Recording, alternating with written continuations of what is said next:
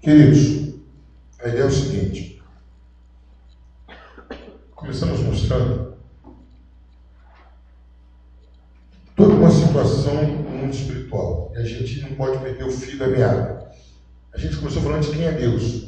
A gente tem uma noção da majestade, da perfeição, da grandiosidade de Deus. A gente tem uma noção.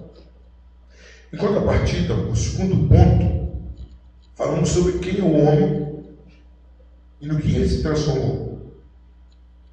E as consequências daquele que se transformou. Então falamos de Deus, falamos do homem, falamos do que o homem se transformou como escravo do pecado. E agora, querido, nós vamos entrar no assunto onde mostra as atitudes de Deus para recuperar esse homem que se perdeu por livre e espontânea vontade. Nós vamos entrar agora no assunto chamado o homem na aliança da graça. Nós vamos perceber que Deus veio fazendo, não que Deus tenha falhado sobre circunstância nenhuma, Deus veio fazendo aliança. Qual a primeira aliança? Com Adão. Adão falha. Deus faz uma aliança com Noé. Noé falha. Deus chama Abraão para começar uma aliança com ele, e Abraão, Isaac e Jacó, para culminar, para terminar o povo de Israel. O povo de Israel terrivelmente falha. Aí lá no meio do povo de Israel, Deus chama Davi e fala: vou fazer uma aliança com você, Davi falha. Mas eu acredito que a aliança que Deus fez com Davi era uma aliança que não estava dependendo de Davi, mas da parte de Deus. Chegou um ponto que Deus resolveu mudar com quem estava fazendo a aliança. É o que nós vamos ver agora. Aliança da graça. Queridos, a palavra aliança, alguns estudiosos dizem que a palavra aliança no original seria cortada. Dá para a sua Bíblia aí, em Gênesis 15, 17. É baseado nesse texto aí, que a palavra no original ficou uma tradução estranha, porque usar uma palavra que significa cortar para significar uma palavra que é unir, uma expressão que é unir. Gênesis 15, 17. Porque lê para mim. Sucedeu que, posto o sol, houve escuridão, e eis um forno de fumo e uma tocha de fogo que passou por aquelas metades. O que aconteceu? Deus chama Abraão para fazer uma aliança. E como que era feita as alianças? Qual era a prova da aliança? As pessoas traziam os animais combinados, os animais eram partidos no meio. E aí as partes que participavam daquela aliança tinham que passar por entre os animais. Abraão foi lá e cortou, e quem passou para confirmar aquela aliança? Deus, em forma de fogo, mas só ele. Mas aí as pessoas continuaram estudando, como que eu falei, achou estranho. A palavra aliança do original, cortar. Como que uma coisa que simboliza união, cortar? E eles continuaram estudando e acharam outros significados. Aí sim, esse significado mudou um pouco. O significado queria dizer ligar, atar, né? Logo a entender a aliança como um laço. Então aí, queridos, começou a ter a ideia de aliança como um laço. Aí, queridos, quando definir a palavra aliança, começou a ter dois significados da palavra aliança. Tem duas formas de fazer aliança, segundo a teologia e a Bíblia. Tem aquela aliança que é feita entre duas partes iguais. Eu e o presbítero, eu e o Éder, eu e a Fabiana, eu e o evangelista, eu e a diaconisa. São duas partes iguais que fazem um acordo. Só que tem que isso aí, esse significado, poderia encaixar com Deus. Não como duas partes iguais, sob circunstância nenhuma. Mas aí tem um outro significado de aliança. Qual seria esse outro significado? Quando a parte superior impõe algumas exigências e a parte inferior se submete a isso. Então diante disso, opa, achamos o significado da palavra aliança. Então tem duas palavras para aliança, dois significados. Quando são duas partes iguais, casamento, iguais em que sentido? Ser humano, mesmo pé de imperfeições, fraquezas, e tem a parte quando é imposta, né, é uma disposição, um arranjo imposto por uma parte a outra. Quando se chama isso, quando há um acordo mútuo voluntário, se chama tipleurico. Posso escrever, né? Tipleurico. Quando duas partes iguais entram no acordo. Então, as pessoas falam: eu vou vender essa casa para comprar, fazemos um acordo. Tipleurico. Quando vem de um superior para o inferior, se chama monopeurico. O que quer dizer isso? Vamos dar um exemplo. Tem uma coisa que acontece muito isso. pais e filhos. Tem uma aliança entre eles? Tem. Mas como que é essa aliança? O pai fala, só fazer isso, continua aqui. Acabou, continua. Às vezes eu faço isso muito lá em casa. A minha esposa é muito pacificadora, muito pacifista, a pastora Flor, e ela dá uma ordem e vai explicar a ordem para minhas filhas. Aí minhas filhas entraram nessa onda comigo. Eu nem faço isso. Por quê? Porque eu quero, no final. O maior motivo é que eu quero. O maior motivo é que eu mandei. Porque às vezes o homem quer questionar com Deus, por que Deus falou? Você quer questionar o que eu mandei? Não. Você faz e você vai ver se vai se beneficiar. Ponto final. Então, queridos, tem duas formas de entender a aliança. Duas partes iguais. Tem uma parte superior impondo um acordo à parte inferior. Certo? Aí nós vamos ver alguns textos que mostram sobre isso. Vamos lá? Vamos. Marcos a Bíblia, tem um aqui. Vamos lá, Êxodo 34:10. Quem? Gentileza. Presbítero. Isaías 59:21. O Elton. Jeremias 31:36. Jeremias 31:36. E teria Jeremias 33:20. Então, Êxodo 34:10. Êxodo 34:10. Depois é Isaías 59:21. Depois Jeremias 31:36. Pode ler, gentileza. Êxodo 34:10. Isso. Então diz: eis que eu faço um concerto. Farei diante de todo o teu povo maravilhas que nunca foram feitas em toda a terra, nem entre gente alguma, de maneira que todo este povo, em cujo meio tu estás, veja a obra do Senhor, porque causa terrível é o que eu faço contigo. Então, o que acontece? Deus fez um acordo. Olha, eu vou fazer isso. Deus não condicionou ninguém. Ó, eu vou fazer isso. Foi uma ordem, foi uma ordenança, foi uma regra que Deus colocou. Agora, Isaías 59:21. Quanto a mim, este é o meu concerto com eles, diz o Senhor. O meu espírito que está sobre ti, e as minhas palavras que pus na tua boca, não se desviarão da tua boca, nem da tua boca da tua prosperidade, nem da boca da prosperidade da tua prosperidade, diz o Senhor. Então, esse conserto aí não é de consertar as coisas, não. Esse conserto é de acordo, é de combinado, é de estatuto. Olha, eu tenho um conserto com você, o conserto é esse. Eu vou fazer isso, colocar no Espírito, colocar minha lei, o conserto é esse. Então, esse conserto, a palavra aliança pega o nome de conserto, de testamento, de estatuto. Vamos lá, Jeremias 31:36. Se desviarem essas ordenanças de diante de mim, diz o Senhor, deixará também a semente de Israel de ser uma nação diante de mim para sempre.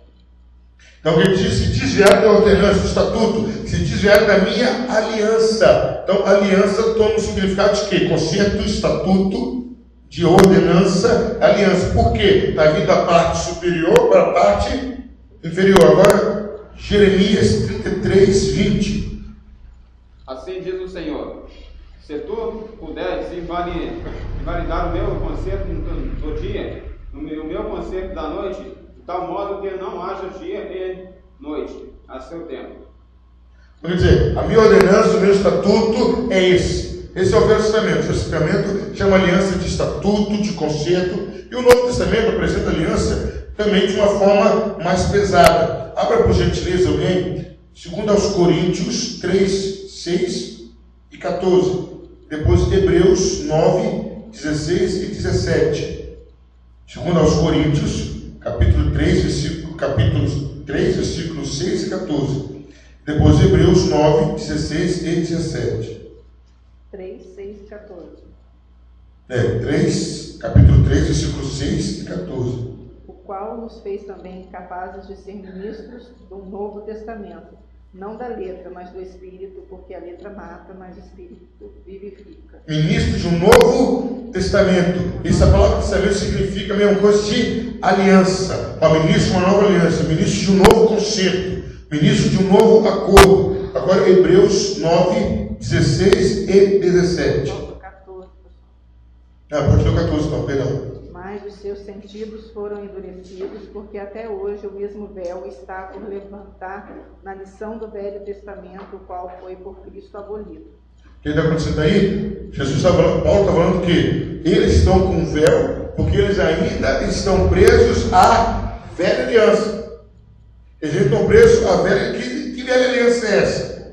A das obras, a da lei. Aquela que eu faço para receber. Agora, da graça é diferente. Da graça é diferente, nós vamos estar analisando isso agora. Agora, Hebreus 9, 16 e 17. Porque onde há testamento necessário é que intervenha a morte do testador. Porque o testamento tem força onde houve morte.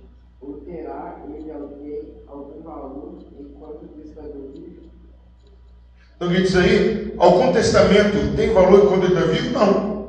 A pessoa morreu, mas não tem valor. O que está falando o seguinte aí? Qual a ideia?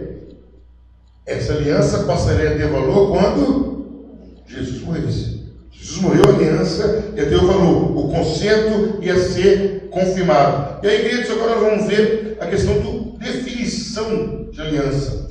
Aí nós podemos ver, queridos, o seguinte: Deus vinha permitindo os seres humanos fazerem aliança, fazerem acordo, para que eles começassem a ter uma noção do que era. Nós vamos começar a fazer acordo, aliança, para ter uma noção o que Deus viria a fazer na vida das pessoas, como Deus iria se relacionar. Então, o que seria uma aliança? Uma aliança é um pacto ou um acordo entre duas partes ou mais. Pode ser entre homens, geralmente, ou é um acordo aqui as partes que podem encontrar um terreno básico de igualdade chegam voluntariamente depois de uma cuidadosa especulação dos seus deveres, a privilégios mútuos, mas também pode ser da natureza de uma disposição ou de um arranjo imposto por uma parte superior à outra, que lhe é inferior, sendo aceita por esta. Então, qual é a ideia aqui, queridos? A aliança, como eu falei no começo, tem dois tipos: partes iguais e imposta por alguém. E aí essa aliança imposta por alguém, ela é ratificada por uma cerimônia solene. Deus chama o homem para uma aliança e tem uma cerimônia. Noé, qual foi a cerimônia? Noé faz um holocausto e aparece arco-íris. Abraão, qual foi a cerimônia? Ele parte os animais no meio, Deus desce em uma teofania de fogo, uma manifestação de fogo, e passa pelo meio. Assim foi a cerimônia da aliança. E aí, queridos, acontece uma outra coisa interessante. A presença de Deus torna a aliança com um caráter inviolável. Cada parte te obriga ao cumprimento de certas promessas. Então, quando Deus confirma a aliança, eu e você e ele passamos a ter uma obrigação. Aí vem aquela historinha, queridos. Aquelas pessoas que casaram no civil. Detalhe. As pessoas que casaram no civil e no religioso, o que eles falaram? Senhor, vem cá e torna essa aliança inviolável. Se muitos casados pedem isso, não deveria ir para a igreja, né? Ficar só no civil, que o problema é menor, foi para a igreja. A presença de Deus torna a aliança inviolável. Opa! E tem gente que fala: olha, eu tomo Deus como testemunho. Não faço isso, não. Tomar Deus como testemunho, você está arrumando prova. Você vai ter que cumprir aquilo que você prometeu e diante de Deus não tem nem a palavra. Você falou, é isso mesmo. Certo? Tá. Como aliança da graça, são originariamente vindo da parte de Deus. São natureza de arranjos ordenados, instituídos por Deus, e Deus tem prioridade em ambas. Então o que acontece? A aliança da graça foi colocada por quem? Por Deus. A prioridade é de Deus. Não houve iniciativa nova nossa e nem poderia ter tal atitude. Queridos, na aliança das obras, o homem não podia satisfazer as exigências da aliança. Mas já na aliança da graça, o homem foi capacitado a conseguir realizar, satisfazer os desejos, as exigências da aliança da graça. Vamos lá, queridos, vamos ver outros textos sobre a aliança da graça. Abra sua Bíblia, por gentileza, em Zacarias 6,13. 1 Coríntios 15, 21 e 22. E depois, 1 Coríntios ainda 15, 47 a 49. Então, Zacarias 6,13, primeira carta de Paulo aos Coríntios, capítulo 15, 21, 22 e 47 a 49. Ele mesmo edificará o templo do Senhor e levará a glória, e assentar-se-á e dominará no seu trono, e será sacerdote no seu trono, e conselho de paz haverá entre eles ambos. O que seria esse conselho de paz? Foi quando Deus se assenta com a Trindade se assenta e faz um conselho falando: nós vamos fazer uma aliança. Então vamos começar a definir algumas coisas aqui. A aliança das obras foi feita Deus e o homem, a raça humana. A aliança das obras foi Deus e a raça humana. Uma coisa interessante, queridos, vamos deixar uma coisa clara aqui. Na sua opinião, eu quero ouvir você agora. Qual era a finalidade da lei? Quando Deus colocou a lei, qual era a finalidade da lei? Salvar o homem? Na sua opinião, qual era a finalidade da lei? Vamos lá, pensa um pouquinho. Pronto. Qual era a finalidade da lei? Quando Deus colocou a lei, os 10 mandamentos, leis cerimoniais, leis cíveis, leis morais, qual é a finalidade da lei? Quero ouvir cada um a sua opinião. Vamos lá.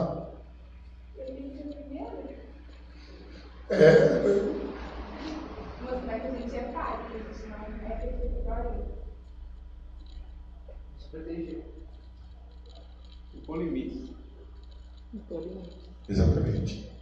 Bom, eu estou com uma turma de alunos abençoada. Porque tem gente que acha que a lei veio para salvar. Sob hipótese nenhuma, a lei veio para salvar. Não tem como a lei salvar. Porque a lei veio mostrar quem nós somos. A lei veio colocar limite. A lei veio nos proteger para que ninguém extrapole.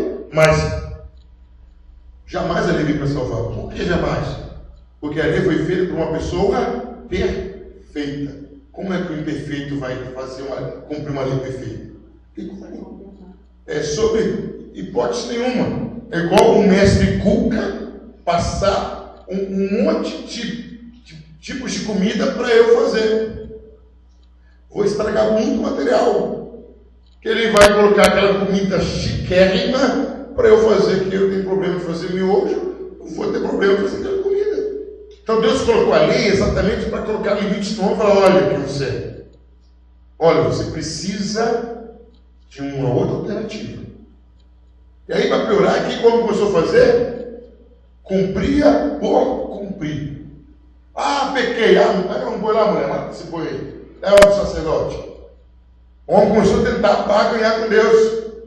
Aí o Deus já estava ruim para ele, agora piorou. Então a aliança das obras trouxe a lei. A lei foi só para nos mostrar quem nós somos. Aí o que a Bíblia fala sobre a aliança da graça? A Escritura indica claramente o fato de que o plano da redenção estava incluído no decreto ou no conselho eterno de Deus. Nós vamos ver alguns textos que mostram que já era plano de Deus que tivesse a nossa redenção.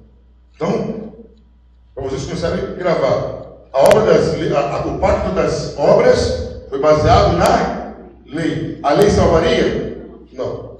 Aí existem 3 pactos que Deus fez. Primeiro, pacto das obras.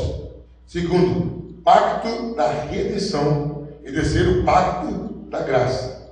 O pacto da graça só existe por causa do pacto da redenção. Se não tivesse pacto da redenção, não existiria. Então vou adiantar aqui para a gente, tudo que a gente for aqui, para a gente entender mais fácil. Pacto das obras, Deus e a raça humana. Sem chance. Pacto da redenção, o que acontece? A Trindade se reúne e fala: bom, a gente tem que resolver isso. Já por conta do homem, vão destruir todo mundo. Aí, Deus faz um pacto com o poderoso Jesus Cristo. Jesus é cara. A condição é essa: você morre, eu te dou o direito de você ter salvação. Mas a imposição que eu faço, parece até engraçado isso, mas aconteceu. Qual foi a exigência que Deus fez para Jesus? Você morre e ganha a salvação. Mas eu quero que você passe a salvação de graça para todos. Mas não é lógico, não. Você é obrigado a dar alguma coisa de graça para alguém? Não, não sou obrigado, não. Que isso? Não sou obrigado. Mas você é obrigado a levar todo mundo no seu carro? Eu vou lá no carro. A Tamires fez lá aquele caldo verde, chama o pessoal da caixa d'água, vou lá comer caldo verde. O Edson compra um skate novo, a gente já todo mundo experimentou o skate. Não. Sob circunstância nenhuma. É meu, é meu. Aí a evangelista compra a meriva dela vermelha. Ó, pessoal, vamos dar uma volta. Não vai. Não, é só porque eu preciso. Aí o que acontece? Jesus ganha e Deus fala. Mesmo Deus sabia, mas era um acordo. Olha, você entrou num pacto comigo, e aí você ganha o direito da salvação e vai repassar a eles de graça. Beleza. E o pacto da graça? É feito o quê? Jesus com a gente. Aí tem gente que fala, faça aliança com Deus. Não faz não, você não aguenta. Não faz não. Não há problema. Com Deus, só se for via Jesus. Então vamos lá, ver os textos. Então, a Escritura, como já li, mostra, né, que o plano da salvação, o pacto da salvação, já estava incluído. Vamos lá, Efésios 1:4, presbítero. Depois Efésios 3:11, o Hélio. Tessalonicenses, 2 Tessalonicenses, capítulo 2, versículo 13. Está fazendo mais uma Bíblia aí, então, 2 Timóteo, depois do 1 Timóteo 1:9, tem Tiago 2:5 e 1 de Pedro 1:2. Então lá, Efésios 1:4. Como também nos elegeu nele antes da fundação do mundo, para que possamos santos e irrepreensíveis diante dele em caridade. O que diz aí? Antes da fundação do mundo nós fomos eleitos. E essa eleição veio a ser oficializada através do quê? Da nossa redenção. Se não fôssemos redimidos, não tinha. Você pode procurar, presbítero, 2 Timóteo 1:9. Vamos lá. Já procurou? Então procura, presbítero, 1 de Tiago 2:5. Tiago 2:5. Vamos lá, próximo. Efésios 3:11. Segundo o eterno propósito que fez em Cristo Jesus, nosso Senhor. Então, segundo o eterno propósito que fez em Cristo Jesus, nosso Senhor. Eterno propósito quer dizer o quê? Que já existia muito antes e ia continuar muito depois. Então, já havia um propósito que Jesus iria nos redimir. Redenção, pacto da redenção. Segunda Tessalonicenses 2:13. Mas devemos sempre dar graças a Deus por vós, irmãos amados do Senhor, por vos ter Deus elegido desde o princípio para a salvação, em santificação do Espírito e fé da verdade. Então, desde o princípio, tinha escolhido vocês desde o princípio para a salvação e santificação. Então, já havia um plano, falou, nós vamos salvar o pessoal, já tinha um plano. E depois procura 1 de Pedro 1:2. Agora, 2 Timóteo 1:9. Que nos salvou e chamou com sua santa vocação, não segundo as nossas obras, mas segundo o seu próprio propósito e graça que nos foi dada em Cristo Jesus, antes dos tempos dos séculos. Antes dos tempos do século, nós já seríamos agraciados pelo que ele fez em Jesus. O acordo que ele fez com Jesus seria passado para a gente. Então, antes de a gente viesse a nascer, já tinha um acordo. É como eu costumo dizer, nunca Deus existe para Deus o plano B. Porque o plano A sempre funciona. O plano B é quando o A falha. Olha, falhou, é plano B, plano C. O ser humano já tem até o plano X. E vem falhando tanto o plano, vamos deixar o plano X arquivado aí. Vamos lá. Tiago 2:5. Ouve, meus amados irmãos, porventura não escolheu Deus aos pobres deste mundo para serem ricos na fé e herdeiros do reino que prometeu aos que amam? Não escolheu Deus os pobres para serem ricos, escolheu mediante a nossa redenção. 1 de Pedro 1:2. Eleitos segundo a presciência de Deus Pai, e santificação do Espírito, para a obediência e a aspersão do sangue de Jesus Cristo. Graça e paz seja multiplicado. Então, eleito segundo a presciência de Deus, tudo através de Jesus. A igreja tem uma palavrinha nova que nós vamos incluir no nosso vocabulário teológico da igreja, que chama economia da redenção. O que é a economia da redenção? É o trabalho que cada um da Trindade faz, que é a responsabilidade dele. Então, no plano da redenção, quem originou o plano? Deus Pai. Quem executou? Deus Filho. Quem aplicou? Deus Espírito Santo. Então, na economia, a Trindade trabalhou? A Trindade trabalhou na redenção, sem sombra de dúvida. Mas os três fizeram as três tudo ao mesmo tempo? Não. O mentor da ideia, Deus Pai. Isso foi na criação, isso foi em outras áreas também. Deus Pai pensou. Jesus, o Filho, executa. Quem aplica? O Espírito Santo. Isso se chama economia. A economia da Trindade. Qual seria a economia da Trindade? Vamos dar um exemplo aqui para afirmar bem. É a função que cada membro da Trindade, cada pessoa da Trindade, só ela que faz. Vamos pegar um exemplo? Quero que vocês me dêem um exemplo. Economia da Trindade. Pensa aí numa coisa que só Deus fez, uma coisa que só o Filho, Deus Pai fez, o Deus Filho fez e o Deus Espírito Santo faz.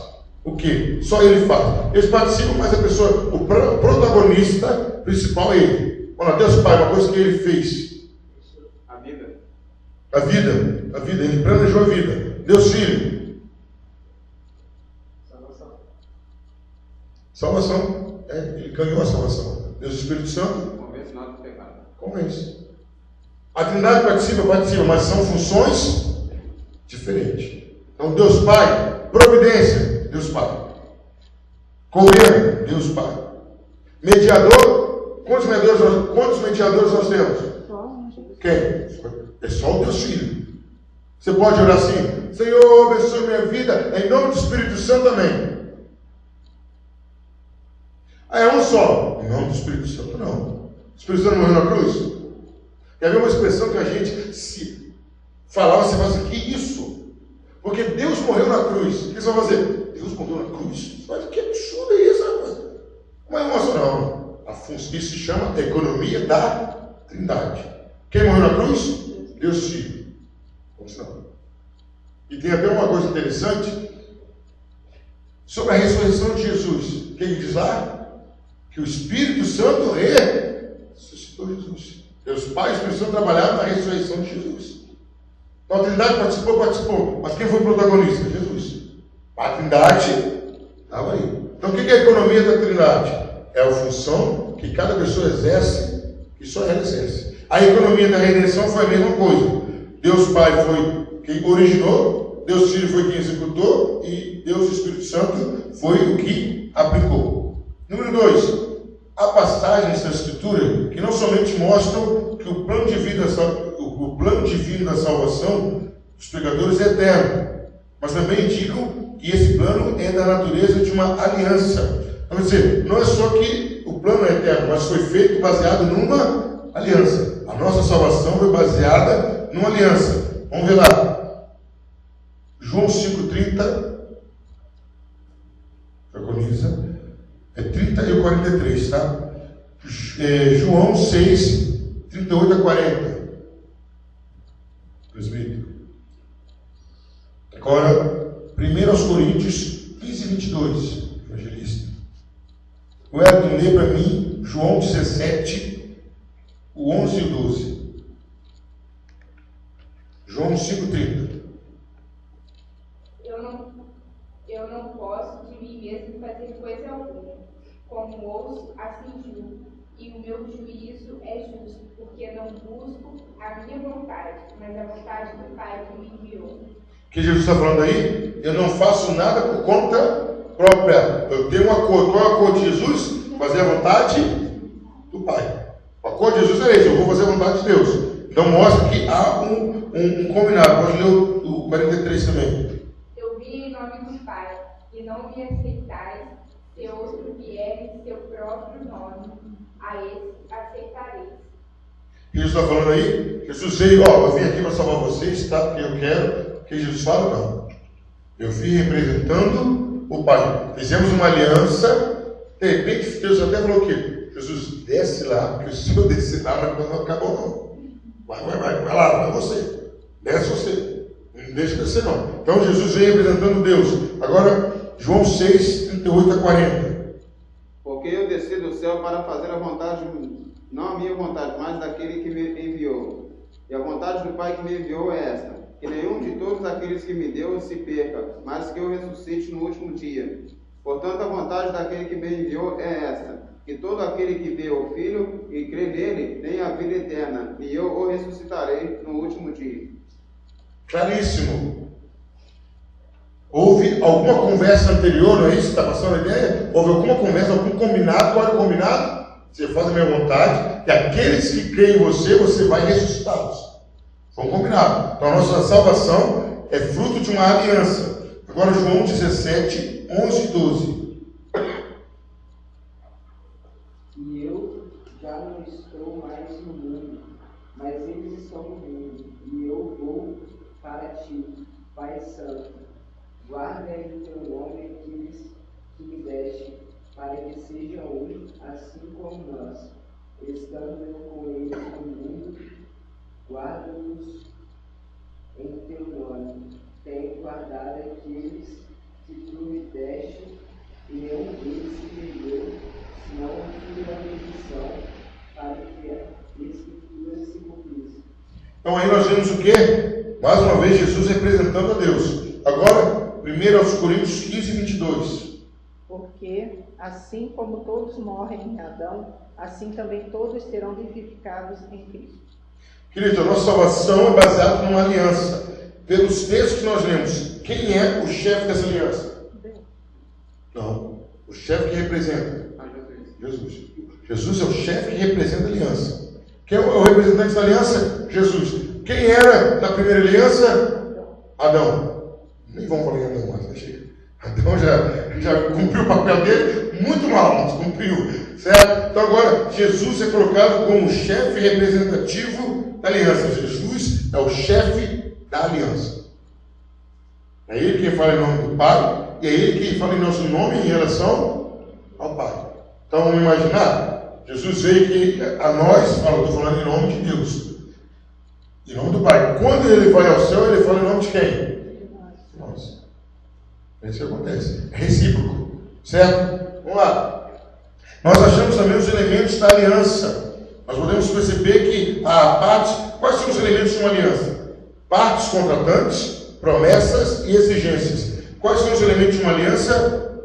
Partes contratantes, promessas e exigências ou condições. Pode ser a mesma coisa, exigências e condições. Vamos ver lá, Salmo 2, 7, 9. Diagoniza. Atos 13, 33. Hebreus 1, 5. Hebreus 5, 5. Tem mais aqui, tá, gente? Aí nós estamos vendo que Jesus foi o chefe da aliança. Vimos que a nossa salvação veio de um acordo da economia da redenção. E agora nós vamos ver um outro título que Jesus recebe agora aqui. Salmo 2, 7 a 9. Proclamei o decreto. O Senhor me diz: Tu és meu filho, eu hoje te gerei.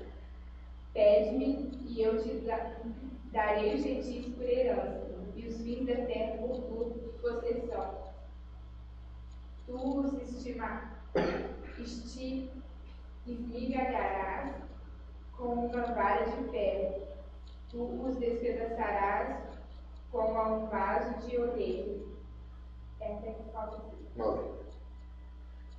Aí aparece o quê? Partes contratantes. Quem são? Quem foram as partes contratantes que apareceram aí? Deus Pai e Deus Filho. Você é meu filho que gerei. Aí ele fala, qual é a promessa? Pede-me as nações que eu te darei. A promessa é essa. Qual é a condição? Tu as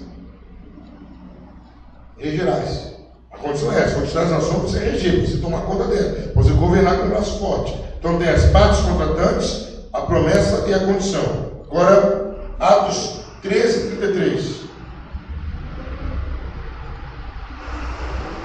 Como também está escrito no Salmo, segundo: Meu filho és tu, hoje te gerei.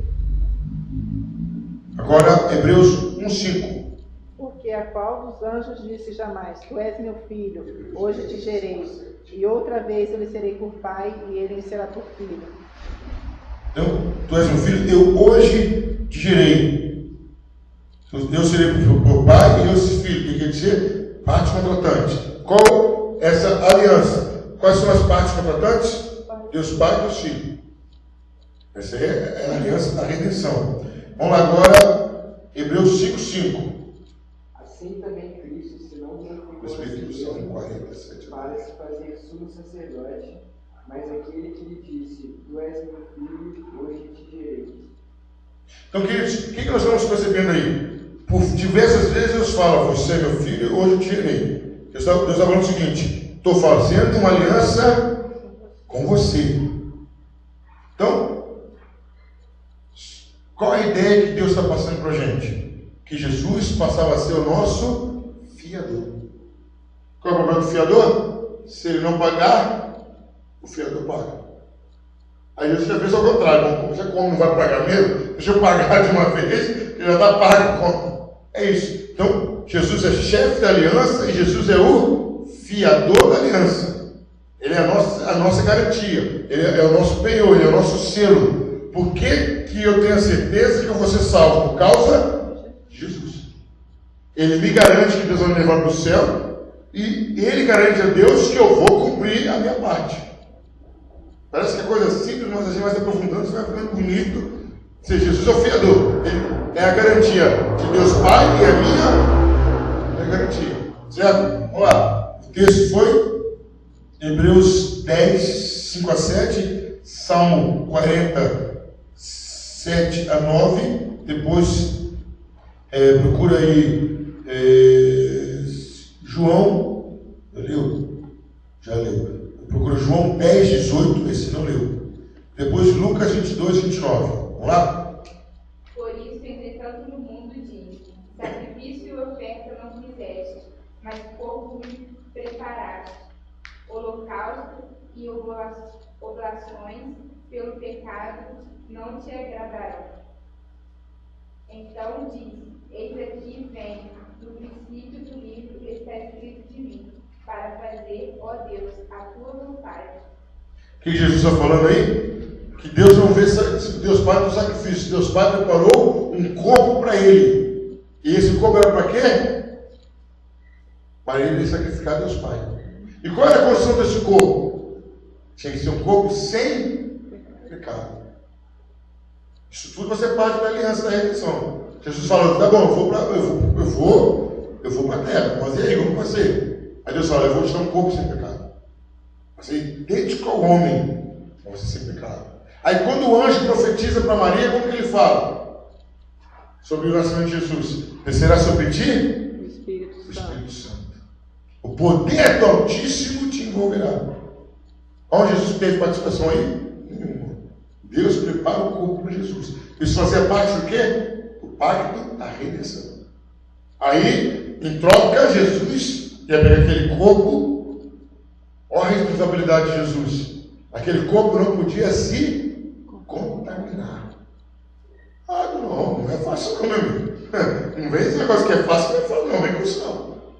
É igual, já viu aquele, acontece muito em filme, ou quando a pessoa recomenda muito, né? Olha, vou te emprestar isso aqui, mas toma, nem pega. Se pegar vai ter caro, nem pega. Então, o que você está falando aí, Jesus não podia pecar, então ele não veio com aquele pecado de Adão que todo mundo não, foi um corpo especial que Deus deu para ele. Então ele não tinha esses desejos que a gente tem. Não, ele tinha um desejo, cabia a ele conservar o corpo separado. Tanto que ele tinha esse desejo que Satanás tentou ele em cima do quê? De cobiça. Satanás tentou ele em cima de cobiça. Satanás não ia tentar Jesus em cima de uma coisa que ele não queria. Jesus, o que diz em Hebreus? Jesus tinha as mesmas fraquezas que a gente tinha, as mesmas fraquezas e paixões. Mas cabia a ele dominar. Porque imagina se Jesus não tem as fraquezas. A tentação seria uma das maiores farsas do mundo. Sabe, tentando uma coisa que não tem fraqueza, não faz sentido ter tentação. Nenhuma. Vamos dar um exemplo aqui? Vamos supor que ninguém gosta de farinha. O diabo vem lá, vamos tentar com farinha. Aí na cara dele, você vai tentar com farinha. É de brincadeira. Mas se Jesus tinha os mesmos desejos que um homem normal, se ele desejasse uma mulher, só se desejar já é pecado. Jesus estaria pecando então, mãe. Mas qual era o objetivo primordial de Jesus? No que ele focou a vida dele? Fazer a vontade do Pai. De Deus. Aquilo não fazia parte. Jesus viveu intensamente a vontade de Deus. É esse o projeto de Deus para a gente. Paulo fala isso. O soldado arregimentado, bom soldado, vamos supor, todos nós vamos para uma guerra. Aonde é a guerra? Vamos lá para Bolívia, La Paz. Nós somos soldados. Como bom soldado, você vai tentar comprar uma casa lá? Não, o seu objetivo não é isso. Como bom soldado, você vai arrumar namorada lá? O seu objetivo não é esse. Ah, não, vou lá tomar um porre. Não. O bom soldado, o que ele faz? Ele deita cedo, levanta cedo, limpa o coturno, está sempre pronto, porque o objetivo dele é cumprir o alvo para que ele foi arregimentado. O problema nosso é esse, que a gente, qualquer coisinha, se desvia, qualquer coisinha a gente já perde o alvo. Jesus não avisou, eu faço a vontade do meu Pai. Porque, quer ver uma prova disso? Se não for a vontade do Pai, se não fosse a motivação, a força motriz de Jesus, a vontade do Pai, ele teria morrido na cruz? Ele sabia o que ia passar no rio. Jesus sabia que ia passar. A maior angústia de Jesus foi o quê? Imagina, as mulheres já foram grávidas, tudo. Vocês têm uma noção como vencedor. Você não sabe como vencedor. Jesus não, Jesus sabia. Jesus sentiu o cravo entrando. Jesus sabia, ele sentia a coroa entrando, apontada aqui, e principalmente aquele momento que ele falou: Deus meu, por que me desamparaste? Aquela hora ali, o pecado todo sobre ele. Ali foi Jesus e Jesus. Na economia da Trindade, era só ele. Então, se ele tivesse focado na vontade do Pai, não tem jeito. Só uma dúvida. Deixa esse negócio que eu tentar agora. Eu gosto de falar, Jesus veio fazer a vontade do Pai, nós também vamos fazer a vontade de Deus, certo? Assim, então, por que Deus fala também que não é óbvio como viva só? Não, mas aí o que acontece? Jesus veio sem aquela sementinha do pecado. É isso aí que eu estava perguntando. Isso facilitou para Jesus, concorda? O corpo dele não tinha aquela semente. Cabia a ele não deixar entrar. O nosso está dentro de nós. Agora você explicou. O apóstolo Paulo fala o quê? O bem que eu quero fazer, Esse eu não consigo. mas o mal que está onde? Diante de mim e na minha carne. Aí eu tenho que combater. Qual é a sua luta? A sua luta maior é externa ou interna? Interna. O que Jesus falou? O que contamina o homem não é o que sai, mas é o que? Como Jesus fala? O que contamina o homem? O que vem de dentro. O que vem de dentro. O que vem de dentro que contamina o homem. O que é? Tem muita gente, eu estou evangelizando, os caras estão cada mole para mim, que vai dentro do cara. Quando o cara fala, fica até com peso, Jesus me perdoa. Pastor, eu não senti no coração ainda. Meu amigo, o coração é enganoso. Você nunca leu isso na Bíblia? O coração é enganoso. Se você esperar o seu coração, sabe quando você vai para a igreja? Nunca. Porque o seu coração é enganoso. O seu coração nunca vai querer ir para a igreja. O seu coração vai querer crucificar sua carne? Não vai. Ele vai querer correr o máximo. Então, a diferença é essa. Jesus tinha que lutar para não entrar. A gente tem que lutar para sair. Tem que sair. E não pode reclamar nada. Aí, Deus cria a mulher companheira para suprir essa necessidade. Mas tem mulher que só Jesus. Jesus, sem Eva, Jesus, sem Eva. Certo? Vamos lá. Agora, qual é o texto do João 10, 18? Salmo 40. Salmo 40, perdão. Salmo 40, de 7 a 9. Então disse: Eis aqui vem, no rolo do livro está escrito de mim: deleito-me em fazer a tua vontade, ó Deus meu. Sim, a tua lei está dentro do meu coração. Preguei a justiça na grande congregação, eis que não retive os meus lábios. Senhor, tu o sabes. Não tem para onde correr. Esse salmo está se referindo a quem? A Jesus. A tua lei está onde? No meu coração. Aí tem um texto de Jeremias, que eu acho bonito, que Deus chama a atenção de Israel e fala assim: vai ter um momento que eu vou colocar a lei não mais em tábuas, em pedra, mas eu vou escrever no coração e na mente de vocês. A obediência vai vir de dentro para fora. E quando isso acontece? Com o Espírito Santo. Com o Espírito Santo. É uma obediência de dentro para fora. Jesus já veio dessa forma. Quer ver um outro exemplo bem parecido com Jesus? Quem souber essa vai ganhar um prêmio. Um abraço dele. Qual o nome da esposa do João Batista? Qual o nome da esposa do João Batista? Presbítero. João Batista não teve esposa, não. João Batista não teve esposa. Ele foi focado no ministério que ele foi chamado. Qual foi o ministério que ele foi chamado? Precursor de Cristo. Ele era o cara que preparava o caminho do que vinha. E ele viveu a risca. O que ele fez? Ele vazou a cidade. Mas qual foi a diferença dele? Como que ele era lá dentro? Cheio do Espírito Santo. Uma criança cheia do Espírito Santo é diferente, né? É outra coisa. Aí eu queria estar ali que quando Maria chega perto de Isabel, as crianças se saudam. O Espírito Santo estava aqui e falou: opa! É ele, Jesus. Quando Jesus veio ser batizado, João Batista falou: de brincadeira, você vai vir para eu te batizar? Eu que preciso ser batizado com você, Jesus falou: primo, vem cá, calma. É a lei, eu tenho que cumprir a lei. Pode fazer isso. Vai me batiza. Deixa por enquanto. Então, João Batista, qual é o nome da mulher de João Batista? Não tem. Porque ele estava totalmente focado. Aí é isso que a gente tem que começar a comparar. Judas veio para trair Jesus. João Batista veio para anunciar Jesus. E Jesus veio para nos salvar. Eram pessoas com as missões predeterminadas, definidas, e elas agarraram a missão delas. Elas agarraram as missões delas.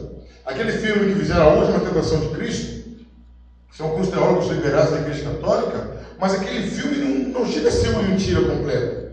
Porque Jesus poderia ter escolhido não morrer. Amém? Amém. Eu não vou morrer, não. Porque não vou morrer, ué. Eu vou morrer, não vou morrer, não. Mas o que? Qual a diferença? Jesus estava focado, determinado na vontade do Pai. Vocês já viram, com certeza devem ter visto, uma pessoa determinada no estudo, não joga bola, não vê televisão, não vê filme, não vê nada. Eu conheci um caso desse, que os amigos do cara, toda vez, falaram: não vou jogar bola, não, estuda. Para que você fica fora. Falaram: ele tomou shopping. Não, estou estudando. Passaram-se 6, 7 anos, ele só nisso. Resumo da história: o cara é promotor, os amigos peões. Aí ela: vou jogar bola? Não, estou de turma. Vamos lá jogar bola. Está ganhando 6, 7, 10 mil reais. Caso por conta da prefeitura que chamar, vou jogar bola agora. Não posso, estou cansado, estou saindo de um 0 hora. O cara foi focado. É isso. Pessoa focada, ele alcança o objetivo. Jesus, João Batista, e etc, etc. E vamos lá agora, João 10, 18. Ninguém me tira de mim, mas eu de mim mesmo a dou. Tenho poder para a dar e poder para tornar a tomá-la. Este mandamento recebi de meu Pai. Opa! Jesus está falando sobre o que aí? Jesus está falando sobre o que aí? Ninguém toma de mim A vida dele. Ninguém toma minha vida. Vocês podem ver lá no finalzinho, nos evangelhos, quando fala sobre a morte de Jesus, que ele diz lá: Jesus rendeu o Espírito. Jesus entregou. Não foi a morte que tirou Jesus. Jesus se entregou à morte. Que ele fala aí: ninguém tem poder sobre a minha vida. Eu dou, tiro, e ele fala o quê? E volta a tomá-la. Ressurreição. Aí o que ele fala? Quem deu essa autoridade para ele? Pai. Meu Pai. Foi o acordo que eles fizeram. Pai, a morte não vai me dominar. Até no retiro espiritual nós vamos trabalhar esse tema. O que aconteceu? Isso é lindo, queridos. No sábado é que Jesus estava morto. O que aconteceu no sábado? Realmente o que aconteceu? Mas o Judas, tem nada de Judas. Judas tem nada a ver com o que aconteceu no sábado. Aquela sexta-feira, quando José de Arimateia coloca a pedra, quando Jesus entrega o Espírito, dali para frente, o que aconteceu no mundo espiritual? Tem um hino que a gente gosta, ele é bonito, mas é mentira. O diabo ouviu passos, quem é que está vindo aí? Mentira. Porque quando Jesus expulsava um demônio, ou chegava perto, os demônios falavam: não é nossa hora ainda. O que você veio fazer aqui? Então o diabo sabia quem era o cara, o que ele ia fazer. Lembra que Jesus chegava, os demônios já chegavam adorando e falando: Jesus, aquele do Gadareno, qual foi o pedido deles? Não nos lance fora, não, manda no porco. Porque eles sabiam que Jesus já tinha poder para acabar com eles, expulsaram para acabar com eles. Para acabar com eles. Quando Satanás foi expulso do céu, quem está do lado de Deus? Jesus. Que Jesus fala lá em Lucas, quando os 70 saem, né, fazem um monte de milagre, cura, eles vêm alegre. O que Jesus fala? Eu vi Satanás ser lançado no abismo. Uma dúvida aqui. Mas Satanás só conheceu que era Jesus quando Jesus nasceu, porque quando ele estava no barriga de Maria, ele não sabia que era ele, não. Sabia? Tanto é que qual foi a ordem que Satanás conseguiu colocar no coração de Herodes? Mata todas as crianças. Não, mas depois que tinha nascido. Não, mas ali Deus não deixou ele ter acesso a Maria. Ele foi questão que a proteção. Porque depois que ele conheceu Jesus, muitas pessoas falam que quando ele foi batizado com o Espírito Santo, Jesus mesmo, mas foi antes. Foi quando ele nasceu, o céu de Belém se encheu de anjos. Aí que ele pôde perceber que era ele. O que acontece, presbítero? Os magos vinham estudando as estrelas. Só os magos? Não, tinha mais gente observando. Adão, Abel, aí já você deve ser Abel, vou matar Abel. Agora vai estar tipo ele não fez nada comigo. Abraão, era Abraão. Isaac, Jacó, Moisés. Tanto é que o diabo tentou matar Moisés de todos os jeitos. Quando Moisés pisou na bola, Deus dava nesse cara aí não. Isso aí Davi por fora. Davi, opa, Davi. Não vai falar, Davi. Davi vai lá que vai ser o como então vai lá. Aí o diabo ficou na espreita, ele só tem que ser o bem. Ele está prometendo até agora, Isaías, bem depois da vida, o renovo vem. O diabo tem que vir. Não, mas também tanto é que eu gosto de fazer. Todo nasceu de mulher não podia pisar na cabeça de Satanás. Ou seja, Jesus nasceu, não sei se tem um livro na casa que explica melhor. Quando Maria vai casar com José, ela já está grávida. Está grávida. Não, porque Satanás se preocupou, porque ele falou assim, daquele ele não pode nascer. Porque a mulher já nasceu grávida, já casou grávida, não pode nascer. Mas ali ele percebeu alguma coisa. Você acha que o diabo não percebeu a presença de Gabriel? Mas aí... Um ser daquele dando um recado. Com certeza o diabo não de olho em Gabriel. Não, mas tem aquela texto também que Deus fala, quando Deus esconde, o diabo acha.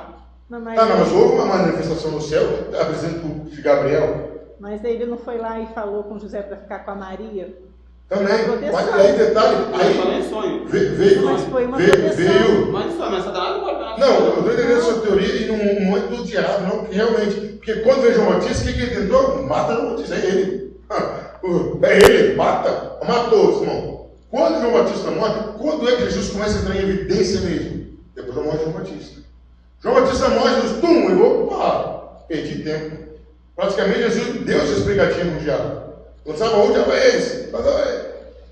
Aí quando Jesus veio mesmo agora, foi a hora que o diabo tentou, e a sorte de Jesus é desviar do caminho. Eu estou falando, a sua teoria não está completamente errada, porque eu não estudei esse ponto. Mas eu estou falando o seguinte, o cântico que eu estou falando dá a ideia que o diabo não sabia que Jesus ia detoná-lo, mas o diabo sabia sim. Tanto é que, porque para quem o diabo tinha aparecido em todo o Novo e Velho Testamento? Para quem? Para ninguém. Por que ele apareceu para Jesus? Mas isso aí foi depois que Jesus foi batizado. Foi, não estou falando, não estou dizendo isso. A ideia é que, quando Jesus morre, Satanás sabia quem ele era. Talvez não sabia o tamanho do estrago todo, que ele não é ele não tem o dom do futuro. Mas pode perceber que o diabo, qual foi a tentação do diabo? Se me prostrares, tudo isso eu te darei. Então ele sabia que Jesus veio buscar. Não sabia? Se ele ofereceu aquilo, ele sabia que Jesus queria aquilo. Para oferecer uma coisa que Jesus não quer. Então, eu estou falando assim, naquele período da morte, da crucificação, não tinha como saber. Quando Jesus entregou o Espírito, o que aconteceu? Terremoto. Vocês viram lá em Mateus, os mortos que estavam em Jerusalém ressuscitaram e entraram em Jerusalém. Quando isso tinha acontecido? O templo, lá no templo, o véu que separava o Santíssimo do Santo rasgou sozinho do alto a baixo. Não tem como o diabo não falou.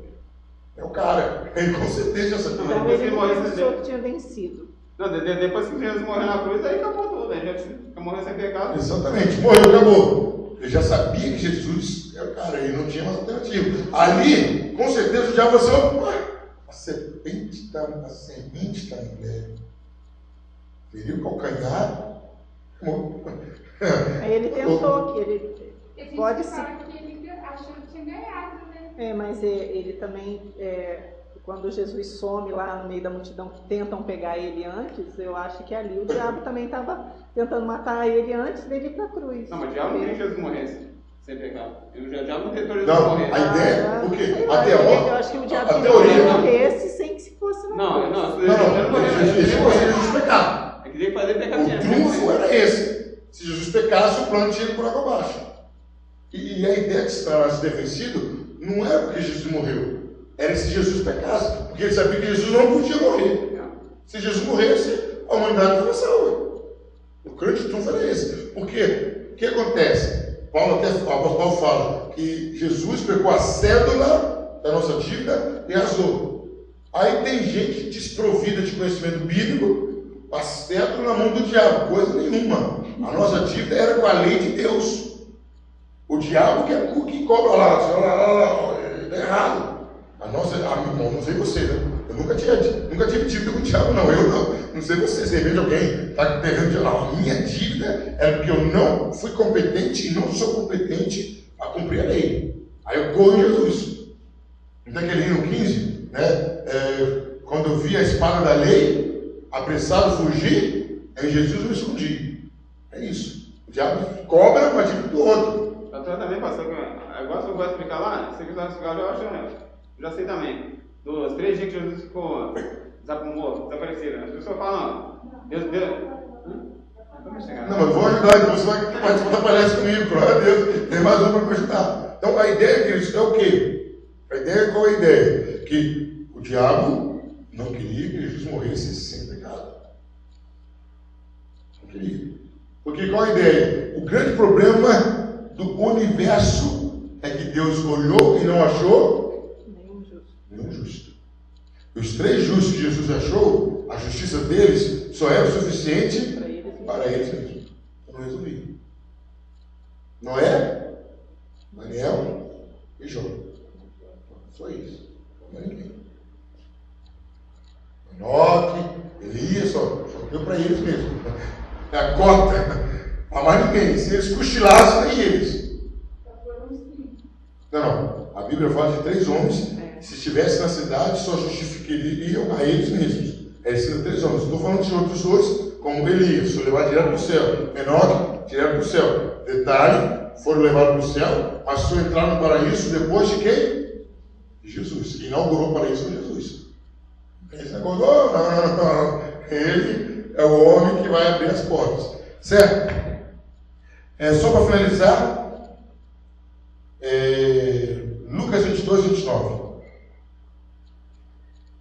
A presbítero, procura para mim também. João 17, 6 e 9. Lucas 22, 29. Quem é? E eu vos destino o reino como meu Pai me destinou.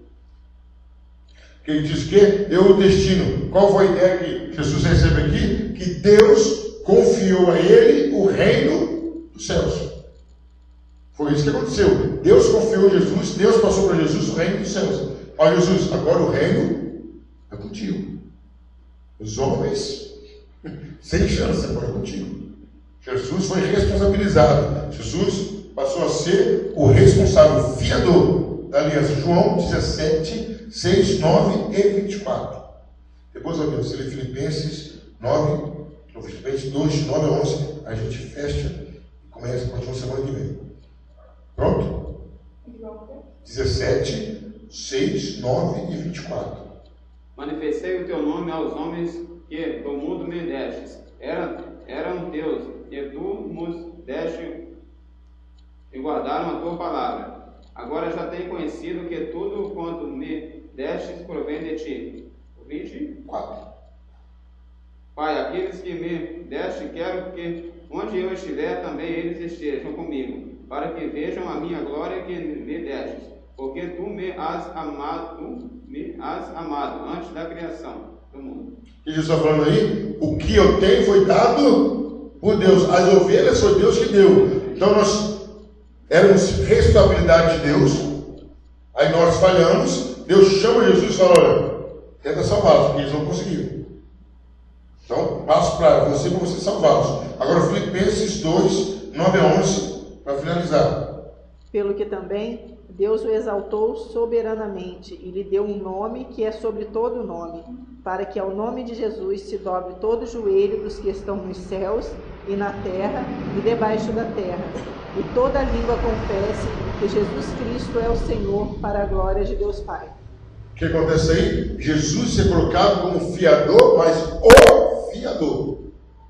Jesus garantia o lado de Deus e Jesus garantia o nosso lado. Que Deus iria receber o que era de direito dele, a nossa obediência, e nós iríamos receber o que conquistamos, foi conquistado o direito por Jesus, a nossa salvação. Então esse é o pago da redenção que estamos vendo, né?